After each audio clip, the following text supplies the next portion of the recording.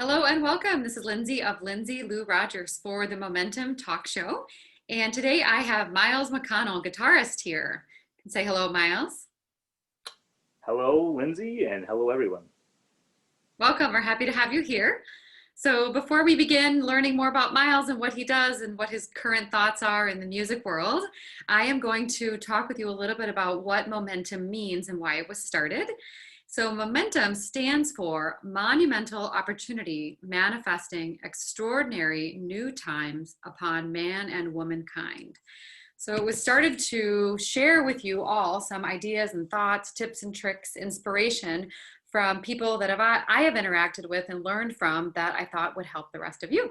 So we are going to start learning from Miles. So Miles, why don't you tell us what you've been working on lately? Cool. Well, thank you, Lindsay, for this invitation. It's always great speaking with you, and look forward to sharing some thoughts and ideas with some folks. So, yeah, I'm a musician. I'm a classical guitarist, and I can talk a little bit about what that means. But I've been involved with that most of my life, and I currently I'm working on in that domain, in the domain of classical guitar. I'm working on doing a bunch of arrangements, which means like I'm taking music that was either written for other instruments or maybe it's music in the pop genre or some other genre, and I'm adapting it for solo guitar, unaccompanied, no vocals, just instrumental solo guitar, played on a nylon string classical guitar. And so I'm building up my own little YouTube channel now, and that's kind of the main project that I've been doing since the pandemic began, in this time where we are limited in terms of getting out and playing live, which is really my great passion. And so, of course, it's a challenge, and not something that is preferable that we don't have that available to us during this time. But at the same time, I really feel that within challenge lies opportunity, and so this has been something that I've done some of in the past, creating new arrangements, and I've wanted to do this a lot more. And so having kind of time now available in order to devote to that has been really great for me. And I'm getting some nice responses. And it's been a journey of discovery for me, which music has always been that, actually. And I regard it as really a great adventure and a great journey of discovery. And by that, I mean a few things. I mean that, first of all, I guess when I set out and started doing arrangements, I had in mind a few songs or pieces of music that I thought this would be neat for me to play solo guitar. But as time went on, and I started completing some of those, and then I thought, well, what might be the next project? Then I kept my ears open, and I was looking for things that could work. Not everything can work on solo guitar. It is a particular medium, uh, just like in other domains of the arts. You have certain kinds of things that can work. For example, if we think about like the world of film, sometimes filmmakers will make a mini series because the story that they're trying to tell is going to take longer than 2.5 hours. And so they need a mini series in order to do that. And so some things don't work as a film, and some things don't work as a series. And so with music and doing arrangements for guitar, it's a particular medium, and some things work and some things don't. So I've been doing a lot of solo piano music, for example, the music that was written for solo piano. Like I did for example, a bagatelle, which is a type of piece from the 19th century written by Beethoven that was written for solo piano, and I adapted that for solo guitar. But Beethoven's music, a lot of it is very heavy, very thick, very dramatic. And that doesn't always translate so well to the guitar because the guitar has a much smaller sonority than the piano, meaning that the piano is much bigger, much more resonant. It has 88 keys. You're using 10 individual fingers. So it has a wider range and depth of sound than the guitar. Now the guitar has its own power and it has a kind of level of intimacy that you don't quite get with the piano. So again, it's just a different medium. It's just a different world.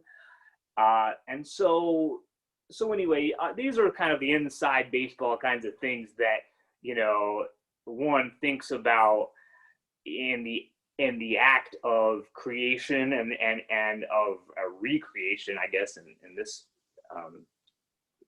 case. And so that's been something that I've been working on, and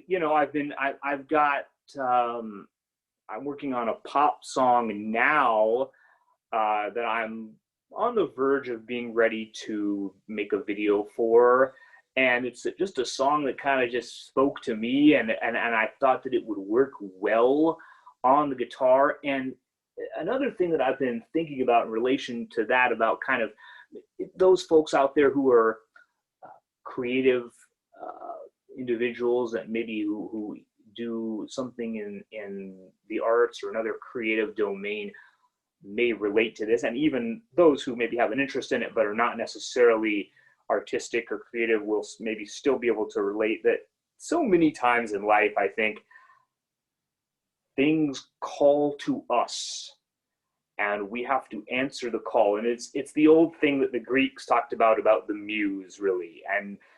And there's this great interview with John Williams, the film composer, where he talks about how you don't court the muse, she sort of courts you, and then you take her and dance with her. And so it's kind of this really interesting thing where sometimes I feel like I hear a song or a piece of music and it grabs me, and then I hear it again and I hear it again, and then I go looking for it in a way. And it's almost like a dance between the muse or this particular piece of art or music, that I feel like it's a right fit for me, and it has something to do with the larger vision of what I hope to be able to communicate and create and share. And so those are some of the things, I guess, that have been kind of on my mind and heart and in the works of late. And I hope that makes sense. I know some of that's maybe a little bit kind of talking shop here, so I hope that it's not a little too maybe esoteric.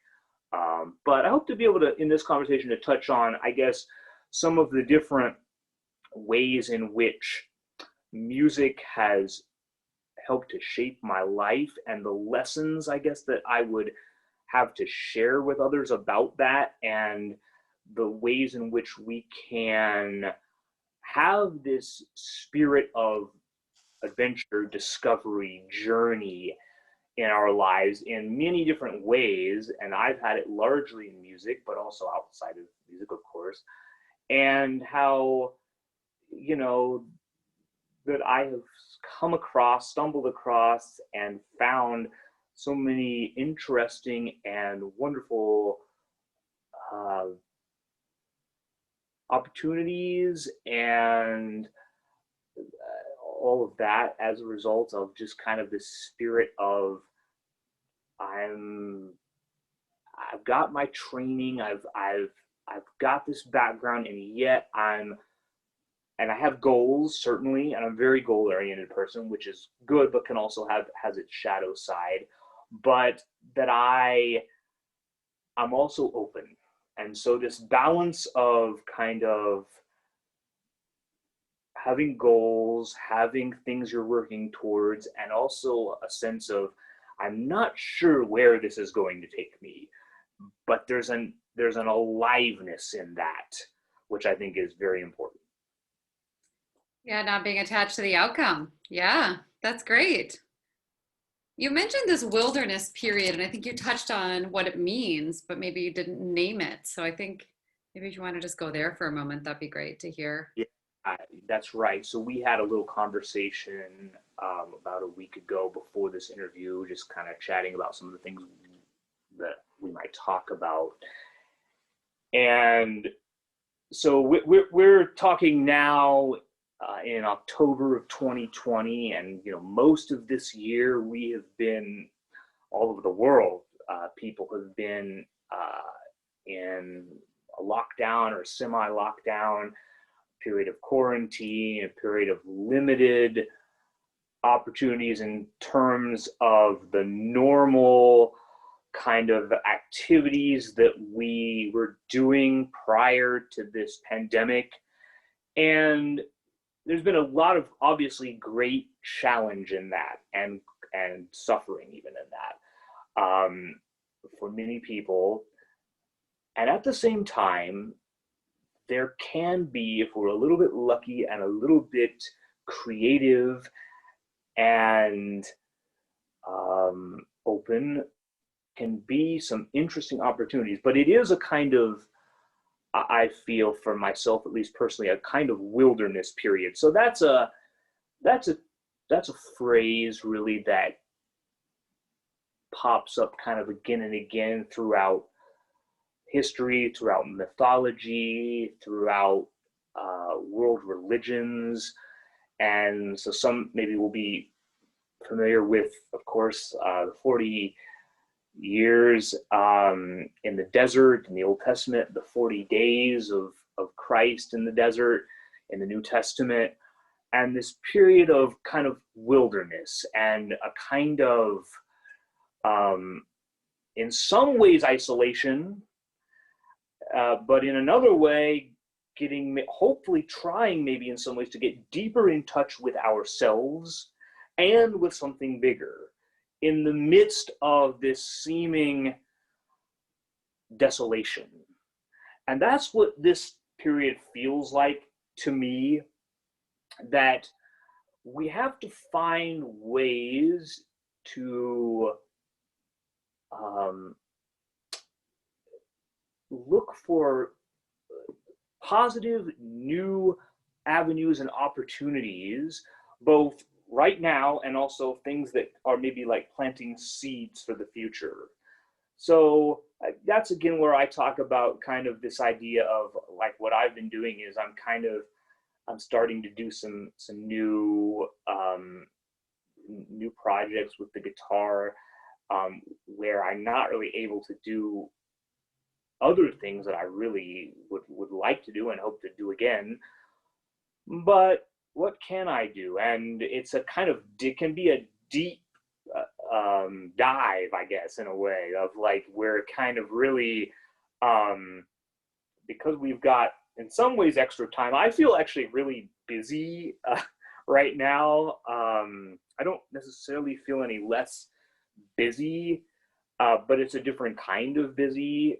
And I think that's good. Of course, it's also good to, I don't want to get into this kind of mindset or convey to people that like you should just be grinding it 24/7, hustle, hustle, hustle. Like it's working on projects, it's working on yourself, it's finding things that you can do that maybe you've put off before or wanted to do, or looking for new avenues. Yes, and also finding time for rejuvenation and leisure. Those things are important for us to be healthy.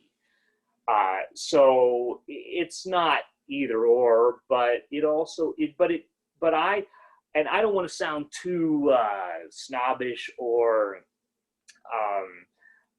something by saying this, but I or holier than thou, because I don't feel that way certainly, but I will say that I've been thinking about this time in relation to boredom, and that word really is not part of my vocabulary. And I'm not saying it's bad, but I don't think it's good for very long or for very much, because there's always something we can do. We can read, we can connect with people that we haven't connected with for a while. We can even find ways, even though it's definitely challenging, we can even find ways of connecting with new people now. Of course, the technology that we have now affords us this opportunity to connect in ways that, we would not have had if this pandemic had happened 10, 15 years ago. Being able to do these video chats from all across the world, it is a blessing. We also have to be present to where we are physically in our own place and not get too detached from that. But there's a lot of good to be found, and if you can kind of look for that, keep your mind on those things. So that's what I'm trying to do a little bit. Yeah, you actually called it this interesting blend of challenge and opportunity. It is, right? And so again, if we look at like mythology and these kind of like archetypes that recur throughout history, you see the hero's journey, for example, is something that's talked about sometimes, and that is oftentimes, whether you look at novels or films or poetry, you'll see there's a leaving home, and it's usually leaving a comfortable existence. So if you think about, like Lord of the Rings, leaving the Shire, or Star Wars, leaving the desert planet and going out and going into the unknown and discovering new things and new challenges, and that's, I think that's really important for growth and for development. And I don't want to at all say that that's easy, because that's by definition it is very difficult. And and a lot of times in these stories, the protagonist is forced into these situations. It's not a choice. And so that's kind of where we find ourselves, is like we're forced into this situation now where we have limits of travel, of gatherings, etc.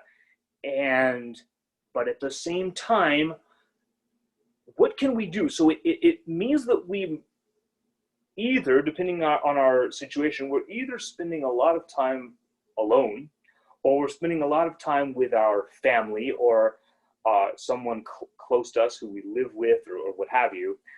And we have to face that. So you have to face that relationship with yourself or with those who are immediately close to you. And you have to a degree, embrace the things that are good and that are working, and confront those things that are maybe limiting your growth or the growth of a relationship. And so how can we do that? And these are questions that I certainly don't have all the answers for. But it's okay to sit in questions like this, and it's good. I think it's good to do that. And so sitting in questions of this, and trying new things. This is a great opportunity to try new things as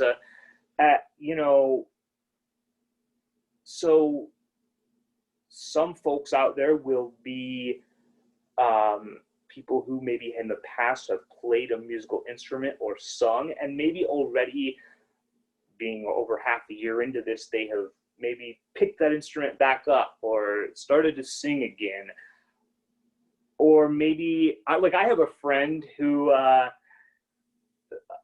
recently decided he was going to learn how to play the harmonica. So he is somebody who sings, has sung in choirs in the past, but that's not really something that's completely available. Although people are finding a way with that too. There are virtual choirs now and things like that. So it's looking for these opportunities, but maybe try something new during this time. Learn how to cook. That's something I like to get a bit better at, as well. Learn an artistic skill or begin down a path. Doing physical activities maybe that we've put off. I'm also trying to do that, get more in shape. And there's just all kinds of things that we can do now because we're kind of forced into the situation where we've got like these parameters. But parameters are not always bad, for sure. And in art, you often work within parameters, and then you kind of sometimes will color outside of the lines, but the lines still often exist. And sometimes in art, the lines will be broken down, but that usually can't be sustained for too long. So for example, I know that maybe sounds really abstract, but if we think about like the common pop song, it's usually got a structure of something like maybe it has an intro section, instrumental perhaps, then it's got like a couple of verses, then it's got a chorus, then it goes back to the verse, maybe it has a section that we call a bridge, and then it goes back to another verse and another chorus or something like that. Or there are these various ways of structuring a song into different sections, okay? And this is something that has existed really forever and across different cultures. There are different kinds of musical forms that have existed, and they're played with, and over time they're stretched and they're bent and they are manipulated. But usually even the lack of structure arguably can be a structure, and we look at that with like abstract painting and things like that. And I'm not an expert in that by any means, but even if you look at like a Jackson Pollock where the paint is being thrown at the canvas, maybe even in that sort of seeming chaos, there is a kind of order. So, and even then, he's still limiting himself to, I'm working on a canvas. I've got a limited palette of paint. And so, we have to be very creative and innovative and about what we can do with what we have, and be curious as well. Curiosity is, I think, a wonderful thing, and so if you can stay curious, who knows what we can learn and discover.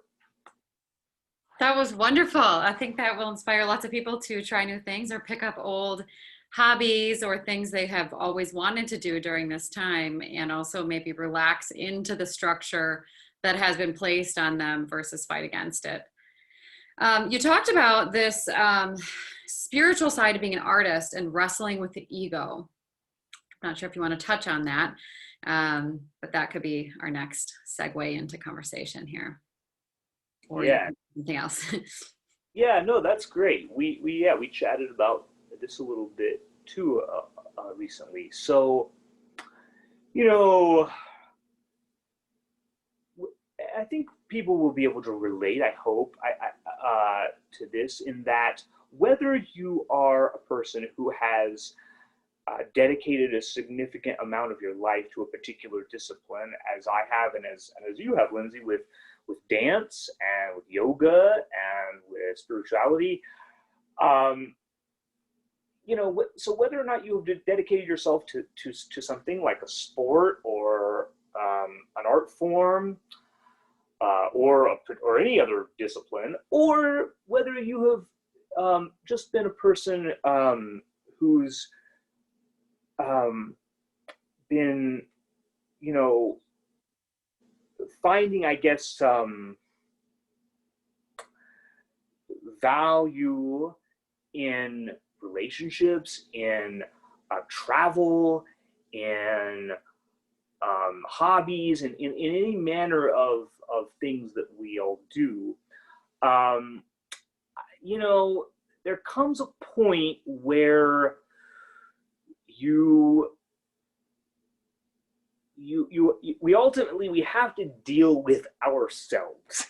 And I think in many ways that our life's journey is one of trying to move towards embracing all of who we are and striving to be, it's kind of cliche, but it's true, striving to be the best version of ourselves. And but also forgiving ourselves for our mistakes and our shortcomings, and we all have them. And my journey with music has been an interesting one in this sense because, as I mentioned before, I love to perform. This is my favorite part of music, is playing the guitar for people live. And I actually like playing when it's a good sized crowd, or when somehow the stakes feel a little high. I like that, I guess, adrenaline rush. I don't really, because I have played the guitar since I was a small child and I've been performing since that time, I seldom really feel nervous. I do get kind of excited, and I just love it. It's, for me, it's like, I imagine, I don't really know, but I imagine it's like a surfer who seeks out big waves, or somebody who climbs mountains or skydives. Like, there is a bit of a, like, I feel like I'm riding a wave in a way if I get into a good groove. And, maybe you probably are familiar with the term flow state, this kind of sense that we have that you're kind of letting go of your intellect in a sense, and you're going by the preparation that you have put in, and by your intuition, and by your wits and your guts, and you're really living in the moment. That's to me, that's what I'm trying to do when I play live. And I have moments where I feel that, not as much as I'd like to. You also get into something that doesn't feel 100%, but you still strive for that. And if you kind of keep your focus on that, you can achieve it, a feeling of it, I think, a good deal of the time. So that's something that I kind of work on. But I had to learn this, kind of the hard way a few years ago, I guess, by just having performances sometimes that didn't go great, because I think I was too focused on myself and thinking about how I guess my performance was being thought of and evaluated, et cetera, et cetera. And I was placing too much value and importance on me, and not enough on the act of creation and sharing, and living inside the music, and almost trying to be one with the music. The poet T.S. Eliot has this great line: "You are the music while the music lasts." And this goes beyond playing music. This is a metaphor for life. And so it's about presence, and it's about making the focus something bigger than ourselves. And and I do a lot of solo guitar playing. I also do collaboration with other musicians, of course, which I love to talk briefly at least about that, because that's another kind of creation that is awesome. And and that act of collaboration with another, you know, is an infusion of another kind of energy that is really just adds a whole other dimension, I think, to everything that we do. So I can talk a little bit more about that at some point, perhaps. But when I'm playing solo guitar, I still actually, and I think I picked this up from Yo-Yo Ma, I think, at one point. I heard him say that he, like, if he's playing solo Bach cello suites, that he's actually still thinking about it as a collaboration. It is a collaboration between him and Bach, who wrote the music. It is a collaboration between him and Stradivarius, or whoever made his cello. It is a collaboration between him and the audience. And so it is never just us, because we are interconnected. We are the social animal, and we even when we do something that seems solitary, we're still, you know, to use that old phrase, you know, standing on the shoulders of giants. We are connected. Whether or not you know it, it's better to try to remember it and know it. But whether or not you do, we are.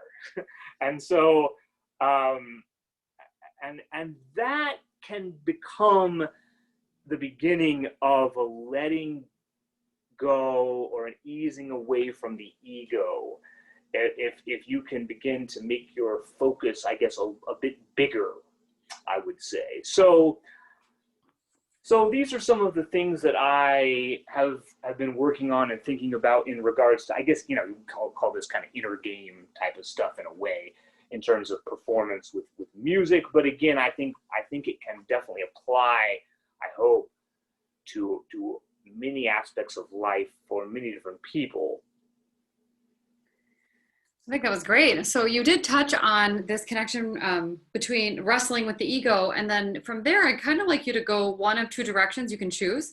One is going to be you being the vessel, which you got there close with this connection, and there was another.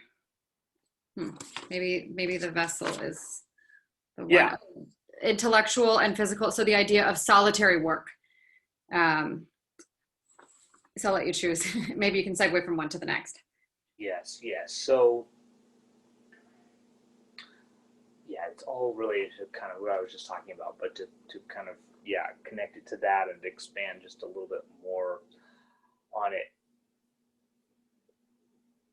When I am playing a piece of music, I'm the messenger of that music. I am even if it's something that I've written, and I do write a little bit. I mostly play other people's music at this point, but but sometimes they're my arrangements, or sometimes it's music arranged by others, or sometimes it's music originally written for my instrument. But either way, I'm really, in a lot of ways, I think of myself almost like the way an actor, I think, will think of themselves, as they are trying to kind of become that character that they're playing. And something else kind of takes over. So they're kind of letting go of themselves to a degree. And it's not complete, because you also want to value, it's a little bit of both, because you also want to believe in yourself and trust yourself to know that I have something to add to this. But yes, I am kind of the vessel of this message, and whatever the message is of the music, if it's just a light piece that's fun and kind of helps people to just feel good and escape into that world for a few minutes, or if it's kind of a more serious thing that's got maybe a deeper, heavier, more profound message, whatever it is, or anything in between.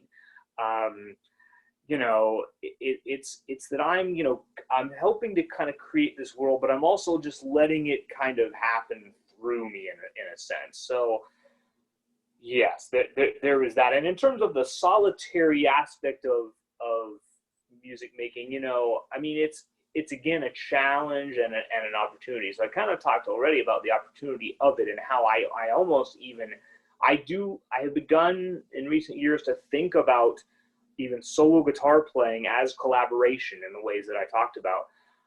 But the really hard work, of course, is and this is the thing that anybody who is devoted to any discipline, somewhat or very seriously, will know that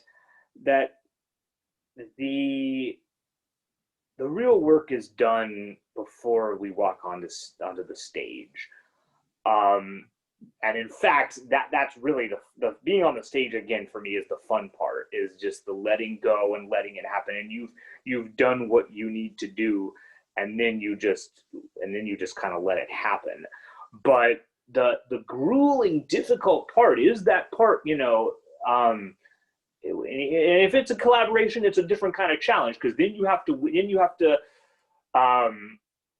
reconcile sometimes your vision with the vision of another, and you have to sometimes compromise, and you have to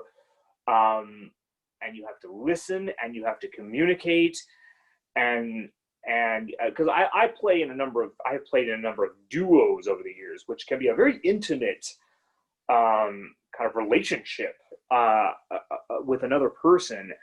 And all those things that I just mentioned are key. And this is why bands break up, right? Just like why couples break up, because there's a lot. It's really, you have to be very vulnerable, and you also have to be very respectful. And you also, as I said, it's a balance between, yes, you have to be compromising in some ways and also uncompromising in others, in terms of not compromising your own values. So it can be a different kind of challenge, this idea of collaboration. But in terms of the solitary type of music making, again, the challenge often is just the long hours spent kind of with yourself and this thing, and coming up against your own limitations. And that's where the ego rears its head, and you have to have a long view. And the German poet Goethe said, "Do not hurry, do not rest." And so this idea of it is a continuous journey, and you take it step by step, and you kind of, another cliche, but trust the process, embrace the process, embrace the path itself, not just the pinnacle. And because even when you reach the pinnacle, then okay, great, and now where do we go from here? And that's, like Steve Jobs talked about that, do something great, and then as soon as you do it, say, okay, now what? Kind of a thing. And this is what keeps us energized and growing. Yeah, that's really great. I think that really comes to this concept of living in the moment and having a goal and not stopping at that. And I think that's a great lead into Pepe Romero's inhabiting the guitar. If you want to talk about that. Yeah, so Pepe Romero is one of many kind of luminaries in the classical guitar world. And let me just briefly kind of share with those listeners and viewers of this conversation who maybe are not familiar with classical guitar. So classical guitar is both a genre, I guess, an instrument, and a tradition.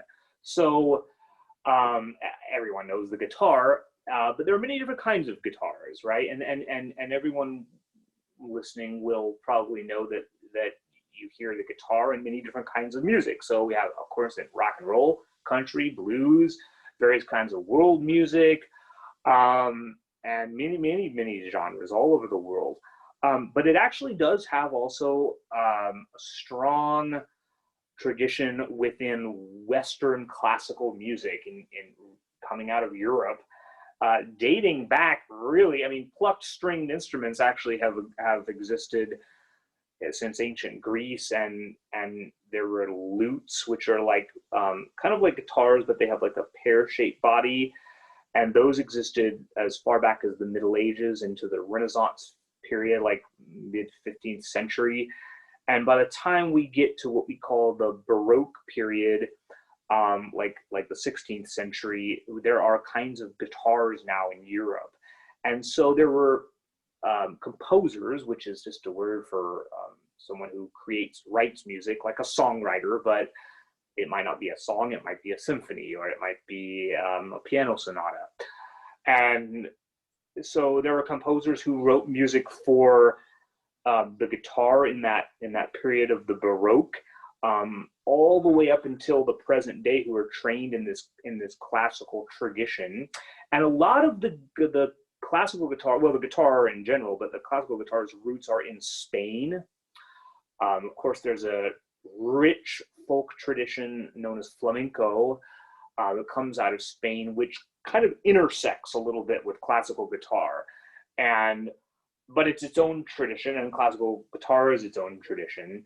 And it's also a technique. So we use there's a genre of guitar playing called fingerstyle, which means rather than playing the guitar with a pick, we play with the fingers of the right hand. This is true in classical guitar, as well as, again, fingerstyle, other styles of guitar playing. And we also use a nylon string guitar as opposed to a steel string. So the sound of the instrument, because of the different strings, is a little bit different. And also because the nylon strings are, they will put less tension on the instrument when they are tied to it. The internal construction of the instrument is a bit different. So under the top of a guitar, you have a system of braces. And that bracing system for a steel string guitar is a different bracing system because it has to withhold more tension than a nylon string. So that's a lot of really talking shop again and inside stuff, but that's just to say that the instrument itself is again, it's tuned the same as an electric guitar or as a steel string acoustic guitar, but it does have these qualities that set it apart. And it's got this tradition that goes back actually many centuries, and they're composers writing today for it as well.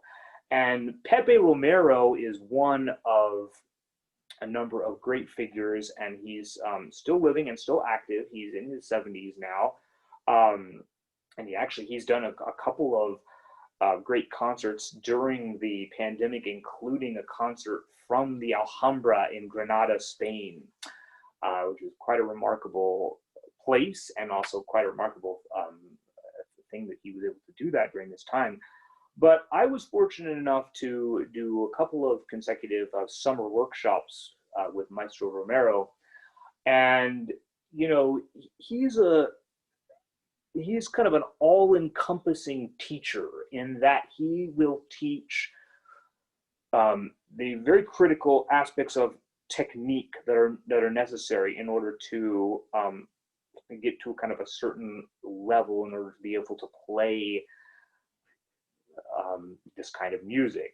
So, I mean, in other words, finger exercises and things like that, all the way from that, all the way to looking at a piece of music and going in and preparing a piece of music, playing it for him, and having him kind of dissect it and talk about both the technical aspects and the expressive aspects, and how to get more out of all of those. And to then, he will also talk about kind of the more mystical aspects of music making, and the more romantic aspects, and the more of the communicative side. And so one great lesson that I had with him, and I shared this with you in our earlier conversation, Lindsay, is that he had me pay attention to the parts of my body that were touching the guitar. So the way we sit in classical guitar is we have the guitar kind of angled, and it's resting on the right leg. Sometimes it can be resting on the left leg, sometimes not, depending on the particular way in which the player is sitting and using it. And of course both hands, and it's resting on the chest near the heart. And he had me pay attention to the sensation of the vibration of the guitar when I struck a note or a chord throughout my body, and then feeling it kind of in my head and feeling it throughout my body, and then kind of having this, working on this kind of then outward sharing of this vibration. And so this was a really kind of extraordinary and just a different new way for me. I've experienced this kind of subconsciously for years playing the guitar, but I hadn't had my intention focused on that so much. And so to do that was really meaningful. And again, that just comes down to attention and to presence, and how in a way simple these things are, but also how important and profound they can be. It sounds like you really got to embody the music. That's the goal. That's the goal, because and with classical music, it can be very heady. It can be very cerebral. And in our formal training, we study music theory, we study harmony, we study, and with playing an instrument in the classical tradition, there's a lot of technical stuff, which is physical, but is also very cerebral and very intellectual. But I've always also had a very intuitive side as a player, and so to be able to kind of very consciously connect those, and yes, to try to again to kind of become the music, to embody, and this is so critical in so many aspects of our lives now. And it's tricky now again with this time that we live in, but again, there's, I think, real opportunity. So, the internet has given us a lot, and we have access to really infinite information at this point, and that's a great blessing, but there is another side of it, which is that we can become so information centered and so in our heads, and then we almost, there becomes a disconnect. And that's the flip side of even connecting this way, still behind a screen. It's of course it's still not the same as connecting with another person in 3D. And so music has been my one big way for me, not the only way, but one big way to practice connecting mind to body. Because of course, when we listen to music, we process it through our ears and through our brains, but I think most people here will have listened to a song and have been moved by it, maybe moved to tears, maybe revved up. You got perhaps your workout playlist that gets you kind of hyped and really feeling ready to take on the world, and has got your adrenaline going, like with a thumping bass line or whatever it is. So there, music can offer this to us, and that's a great gift. But we may have to think consciously about this in order to really receive the gifts that are there.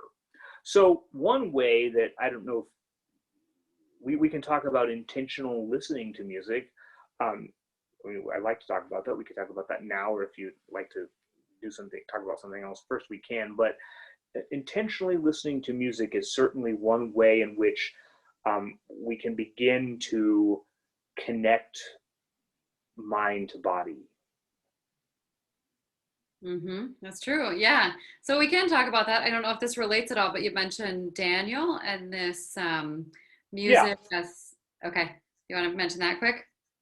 yeah. So there's one of the really great musicians of the last 50 some years, and also great ambassadors of classical music is Daniel Barenboim. He's a pianist and conductor of orchestras, and he was the husband of the great late great Jacqueline Dupre before her unfortunate death at a young age.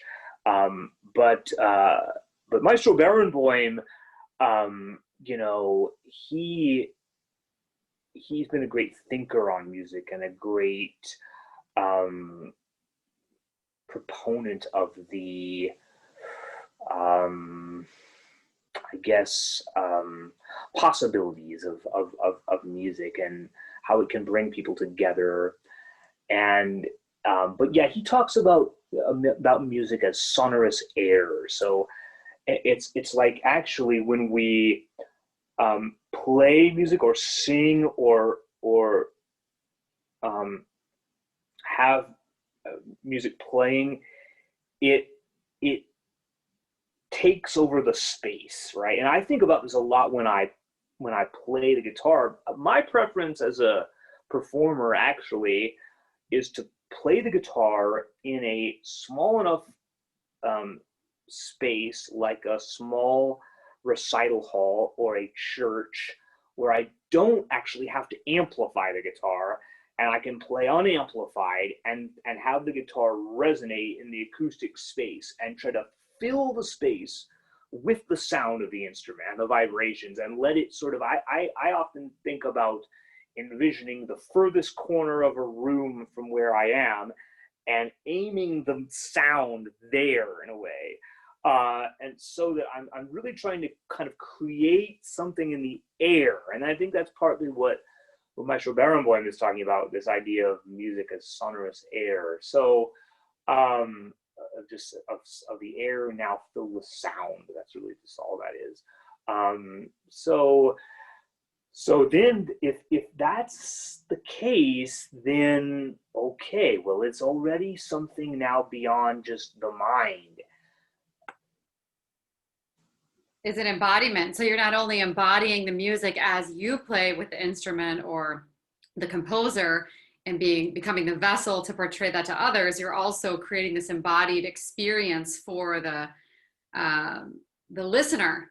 And so that's actually, I'll just speak to my experience a little bit about intentional listening.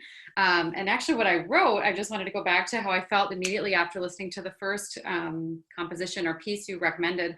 I said, it's a full body, all encompassing experience. It was like I was floating, lots of emotions and very angelic.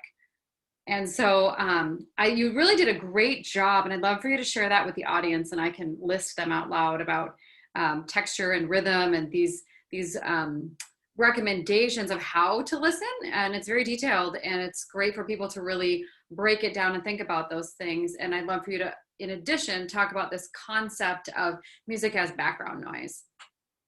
Right. Great. Well, thank you for all of that. And yeah, let me actually take a little bit of a step back, perhaps momentarily, just to say that we are, as you said, music is background noise. We are surrounded by music today, and you go into any shop, any restaurant, um, and there's music playing, and it's sort of always there, and it's in the background, um, and and and that's fine. There's really nothing wrong with that, but we do experience something different by just the act of listening. And again, there's I guess different levels of it, right? Because there's the kind of music playing in the shop, and then we're putting on something that we like to listen to in the car, or while we're doing a jog, or while we're doing things around the house. But it's still kind of, so maybe it's like we've chosen and we are kind of listening to it, but it's still kind of there. Or even I was thinking about this just today too, like, like back in the 80s when MTV first came out, like there was a lot of, and when they were playing music videos, there was a big kind of critical pushback against the thing of music videos, of like having like a whole nother medium now going along with a track or with a song. And I think since then people have definitely kind of become, okay, this is a kind of artistic medium within itself, the music video, right? But there's a different experience even if you watch a music video and if you just listen to that song without the music video, like it's a different experience. Or the same thing with like watching film, and there's the score or a song in the film comes up, and so there's all these kind of like different ways to listen. But one thing that I think has been kind of lost, that I think we used to do as a culture, as a society, is just listen. Just listen. And just put a record on and not do anything else but listen. And this can be a great practice and something pleasurable and fun, and also I think enriching somehow to our lives. And so we kind of started talking about this, Lindsay, recently, and I recommend people to try this. And so I recommended that you try this, and you're a very musical person already, and music is an important part of your life, music and dance. And but now listening to different music and listening to music in a different way, becomes, now a kind of multi-dimensional in a different way than it is when you're hearing music in a different context, aside from this kind of focused listening. So, there used to be even, and this has sort of come back a little bit, but not, but I don't think it will ever come back to where it was, and that's okay. We're in a different time, and I'm not one of these people who really kind of just thinks about the good old days the way it used to be. But they're both, but there are good things from the past that we can learn from, and we can also embrace what we have now at the same time. But back when LPs and vinyl records were the primary way to have music, that was actually a bit of a ritual.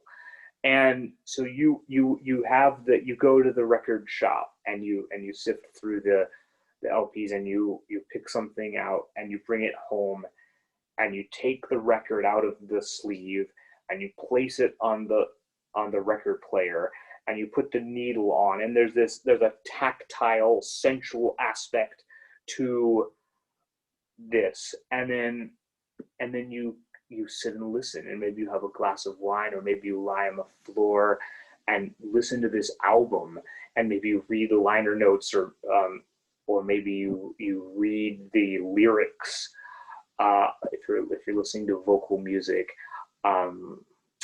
along as you do this, and it becomes an experience. And we can do this today, certainly, we have now these streaming services where we have an immense catalog that we'll never be able to even really get close to listening to the majority of what's available.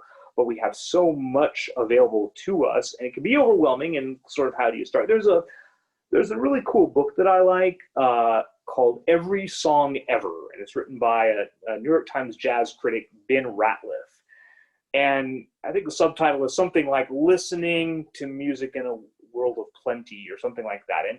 And it's interesting. He kind of gives you ways to find music, and also ways of categorizing music beyond genre. So he has like a chapter on slowness, and then he looks at like music in many different styles that are slow, and then he'll look at like repetition, and he'll look at repetitive music in many different kinds of genres. So it's a kind of different way. We often still think in terms of like jazz, country music, hip hop, rock, and that's, but then a lot of people now we're also listening to these different things, and that's great too. So, I guess I think we're all kind of starting less and less to starting to think a little bit less and less in terms of these genre delineations, but then how can we also categorize and group music? So that's kind of what his book is a little bit about, but he gives you some playlists and gives the reader kind of some really good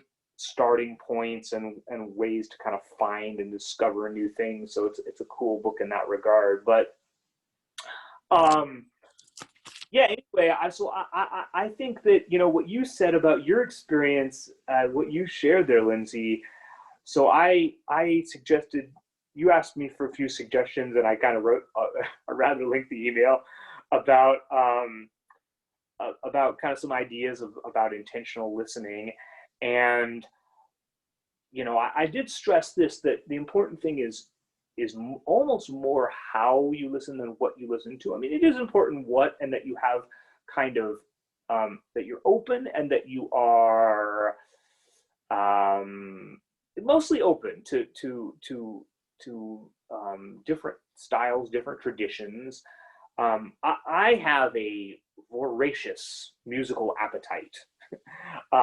And so I'm always kind of in a mode of course, I have my favorites that I come back to year after year. But I also, I'm kind of always looking for the next thing at the same time.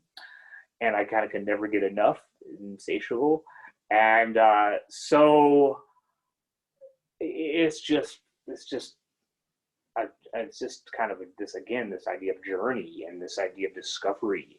But so I gave you a few different suggestions of things to listen to, and the track you listened to that you just shared about was actually a piece by Josquin des Prez, composer from the 15th century, I believe, a Renaissance period in Europe, Franco-Flemish, and this was Ave Maristella, a Latin hymn, and in voices, and it is this kind of ethereal sound to me that is definitely takes you to a different place, and that's the thrilling part of this, and the exciting part, and the kind of part of it that, again, it's enriching because it adds something to our lives that maybe we didn't quite have before, and it also taps into something that maybe is within ourselves already that we didn't know was there. So like one thing I get a kick out of is there's a number of YouTubers, of course, who would do like reaction videos. And I found there's these two guys who are like young hip hop fans. And they do this thing where I guess people send them sort of suggestions, and they do reactions to listening to stuff. But they did one video where it was Luciano Pavarotti, the great opera tenor, singing Nessun Dorma, an famous opera piece, and these guys are like moved to tears by listening to this music from like a totally different kind of style than they've ever heard before, and it's just like really amazing because that just shows that there's something that we are connected to. And somebody said, it might have been Baron Boyd, I'm not sure, but somebody said that music is not a universal language. That cliche is that music is a universal language. It's not a universal language, but it is universal. So, and I don't know, that maybe is just semantics. I think what he's saying there is simply that like there are all these different traditions. It's like languages in a way. But yet the difference between spoken language and musical language is that you don't really have to be well versed in it to be able to connect to it. It can help. It can help if you spend a little more time listening to a particular style of music. You're gonna understand it a bit more but there are some things that just seem to cut through that even, you know, and that's an example of that. And I think that just goes to the heart of our interconnectedness as humans, and that, you know, music expresses things that words alone cannot. Music is very mysterious, actually, even though, you know, those of us with formal training, like there's many different boxes that we tick of, like, I learn about this aspect, and there's many, in many different styles and genres, there's many things like that to learn to become well versed in it. But it is infinite, and and I think it's all about connecting people, and that's something that you can't quite ever get your finger on exactly. So anyway, uh, those are a few thoughts. I think that's why people understand it, because it's meant for connection. And so if it were too complicated to connect with people for them to have a feeling, I mean, it's really an expression of emotion. I might be wrong on that, but when people are receiving it, that's how they're receiving the feeling. They don't need to have all the training per se. But I want you to talk about you being a ham and tell us about your first performance before we get too far down the road here. Okay. Well, you know, that comment and that thought actually came born out of, so I uh, belong to a group here in Madison, Wisconsin, the Madison Classical Guitar Society, which is basically just a group of classical guitar players and enthusiasts, from amateur to professional. And I remember, at one of our events, some time ago before the pandemic, uh, you know, we have some events where, guitarists of all levels can come and perform, and having a conversation with a woman who's an amateur guitarist, actually quite accomplished already after playing for a few years, but an amateur, and she was quite nervous and had a bit of, you know, stage fright. And I sort of jokingly told her, well, you know, your problem is that you're just not enough of a ham, that this is why you have stage fright. And I mean, I meant it sincerely, and also as a bit of a joke, but because I feel that that's what I kind of it certainly was in my younger years as a kid and an adolescent, and even still to a degree I am. Like you know, I mean, we've got home videos of me at like age 5. I would, you know, dress like I used to, as a kid. I love John Wayne movies, so I would dress up as a cowboy, or I was in, you know, I grew up in the 80s, so I had like I was a big Karate Kid fan, and I had like the Daniel-san bandana with the white and black, and I would put that on and come out and play guitar, and my parents would video it, and they would have guests over and things like that, and I would bow and sort of make a big production out of it, and this kind of thing, and I think a lot of that has actually stuck with me. But I think there's an important aspect of that, which is actually just play, which is really important. This and you know, we talk about, we, you know, we say we play music because it is play. It really is. And what does that word play mean? Wow, what a question. Well, it's fun. It should be fun ultimately. Even if we're communicating something sad or serious or somber, there's still an element of play, I think. And so, you know, I think that whatever we do, we never want to completely lose a sense of play in our lives. I think that's really, really important. You know, we live in serious, challenging times, but it doesn't mean that we can't find joy and we can't find play. We should do that. And so I think this idea of kind of being a ham and kind of liking the play aspect and liking the performance and the show of it in a way and reveling in that, is important. I mean, yeah, it can tip over into something that becomes too self-indulgent.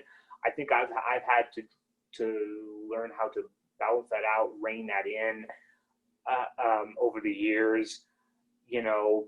But I hope that I don't lose that sense of, mostly of just of play and kind of delighting in in making music and in sharing it. I think that's ultimately what it has become for me, is that I'm excited about what I'm doing, and I'm excited to share it with who's ever willing to listen. And that's kind of what it really is all about for me. It's like there's a great jazz guitarist named Pat Metheny, and he said, like, I play music to please my inner fan, which is great. It's like, ultimately, whatever you do in life, do it because you like it, and hopefully also you'll find other people who like it. It doesn't have to be a lot of people. Field of dreams, if you build it, they will come. Build it with dedication, build it with heart, build it with a sense of play. They will come. That is a great final sentence. That was great. Yeah, I think that's what people are dedicated to what they do. So it was so great to have you today, Miles. We learned a lot. I think a lot of people could watch this a few times and they can learn more about music and the guitar itself and how you got started. And maybe some of them will start intentional listening. That would be great. So any last words before we wrap up here? Gosh, just thank you very much, Lindsay. It's been a pleasure, and well wishes to everyone out there. And just move forward with a sense of exploration and optimism and hope. Very good. Okay, it was great to have you. Thank you so much, Miles. Thank you.